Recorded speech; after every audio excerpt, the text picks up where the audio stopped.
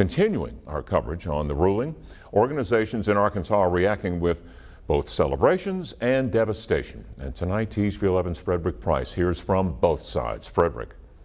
Yeah, Craig, Arkansans certainly have mixed opinions about SCOTUS's ruling. The Family Council of Little Rock, a conservative research organization, is calling this a victory.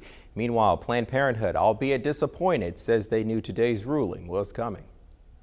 Today, those judges have said this issue belongs at the state level and it belongs in the state capitol to be debated where people make the laws. People know their lives and their bodies better than the politicians who now control medical care in many other states. The High Court's ruling leaves Planned Parenthood leaders like Dr. Imad Al-Said worried about patient health. Abortion is an essential part of comprehensive reproductive health care, which includes pregnancy care, contraception. She says this, quote, blow to women's and patients' health care will be devastating for states with high maternal mortality rates.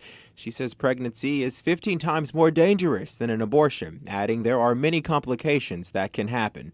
We, instead of focusing on abortion, should be focusing on improving the health and well-being of pregnant people throughout our country. Jerry Cox with Family Council is hopeful legislators will create a permanent funding to aid pregnancy help organizations. If Arkansas is going to make abortion mostly illegal, which we have done and we're good with, it's time for us now to step up and help women and girls with unplanned pregnancies. But his organization's efforts to help with that, he says, has its financial limits. Instead, he's calling on churches, nonprofits, and the government, those who have fought for an end to abortion for so long, to step up. All the entities and agencies that are out there have the resources. As of now, Cox isn't anticipating restrictions for women who travel to another state for an abortion, but Planned Parenthood says that could be another hurdle for a lot of people.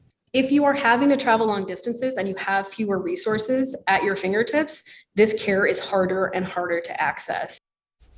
Cox says those who commit rape or incest should be punished, but believes we should have compassion for the victims and preserve the human life.